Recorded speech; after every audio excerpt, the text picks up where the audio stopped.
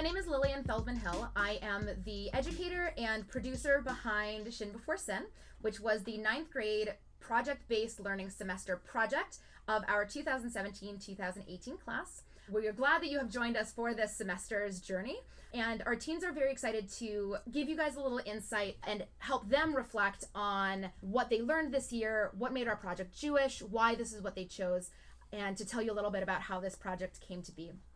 So tell me a little bit about how you guys came up with the idea to do a podcast for your project-based learning semester. So before this, we had all joked about our group at synagogue being a dysfunctional family. We were always getting in arguments and getting mad at each other and debating topics and getting loud. And we wanted a project that could use that to our benefit. And by having a podcast, we can talk with each other, we can discuss topics, but it's more organized and less angry, and I think it's interesting to hear. In our class, we all have a lot of things that we're very passionate about. So in the first semester, we would have like our weekly rants where we would talk about things that were bothering us or that we thought we needed to talk about that we could really only express here at Temple. And I think it's really special that we got to do that and have something that we get to listen to forever and have to hear us talk about those things. One of the things that from the academic side we really enforce about our project-based learning semester is that it is educational. It should be something that is fun, but it's not something that's just fun. It should be something that grows our students and grows their skills and their abilities. And so I'm wondering, through the course of this project, if you think back to January when we started, what are some ways that you guys have grown that made this project educational? I think that it made me have an open mind for others' opinions more often. Like if I'm arguing about a Jewish rapper and she's making fun of him, I have to be open to her ideas and see things from her point of view. Also, I think that this has taught me to respect others' opinions as well, but I think especially learning how to organize my thoughts in a way that sounds respectful and sounds informative, because in this class before we kind of had these unfiltered rants about really deep topics and there was no filter, and so our thoughts were super disorganized and didn't sound as cohesive as we wanted them to. And I think that thanks to this podcast and thanks to this experience, I've learned how to organize my thoughts and organize what I want to say. And I've also learned how to argue respectfully, or more respectfully than before. I mean, we also had to do a lot of research into just values that we didn't fully know about and learn more about the complete study of the Torah to draw in the Jewish perspective into all of our topics. I think it was also valuable to work in a group. I know most of us dread group projects, and this project kind of brought that dread to light a little bit, because we did have issues with if one of the members of your group hadn't written what they needed to write, then you had to work out how to split up what you had already written and distribute it. So it taught us a little bit about how to be patient and working with others. And I think that's really valuable because that's a skill we all kind of need to improve on. Agreed. I also agree that it was really interesting to see how learning about different parts of Judaism and the Torah impacted our daily lives, and how our Jewish values and our Jewish morals impact how we make decisions and what we think is important in our everyday lives. And I think it helped me see different perspectives and be able to see another side of a topic that I wasn't necessarily very open to seeing the other side too. And that's a great transition actually to my next question. In Judaism, we teach that there is holiness in debate. Some of our greatest thinkers have been people who disagreed with each other. I mean, the great Hillel and Shammai, two great houses of thought, disagreed on everything, and yet both of them are considered our sages. So Judaism really finds a very sacred, holy place in debating and disagreeing and rebuking. And so this being religious school, aside from picking Jewish topics, what made this project Jewish? Not just because of the topics we chose, but the research that went into those topics, because when you do the research it becomes a lot more credible. It's more than just knowing that it's Jewish, it's knowing the facts behind what you're saying also has to be credible. Well, also Judaism kind of fosters individuality and it fosters freedom of thought and freedom of opinion. And so through this topic, we've learned to really find our voice and find what makes us each unique. So despite the fact, or like, even though the topics that we're doing are about Judaism and about Israel, we're also learning how to be Jewish ourselves and kind of take what we learn and bring it into our own lives. Social justice is a big part of what we do here at Temple Emanuel, and it's definitely a focus for us. And repairing the world and having an impact on the world for the better is definitely something that we hope that we inspire all of our kids to do. So what is your hope for this project as far as its impact on the world? I think it's really important to educate others on the Jewish perspective of a lot of issues. We covered like gun control, which is so relevant now, and I think the Jewish opinion on that is really valuable.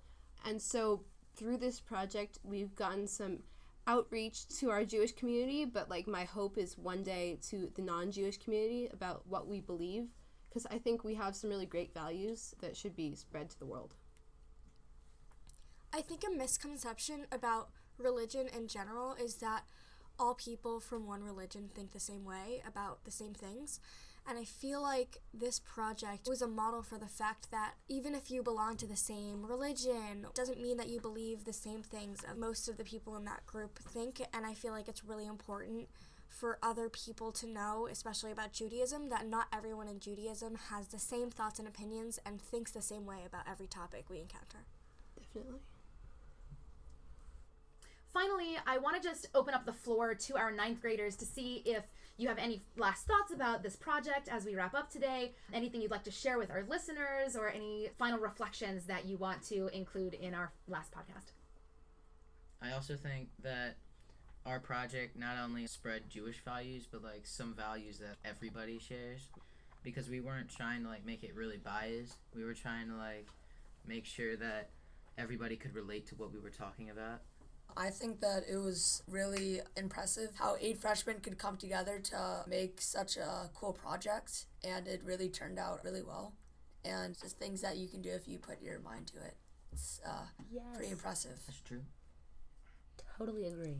I'm really proud of our class because I think that we've really grown as a class and as a kind of community within our class. I think it's really cool that we have this one thing that only our class can look back on and say, hey, we did that, and that's our work. And I just think it's really cool, and I think we've really grown as friends. We've really come a lot closer.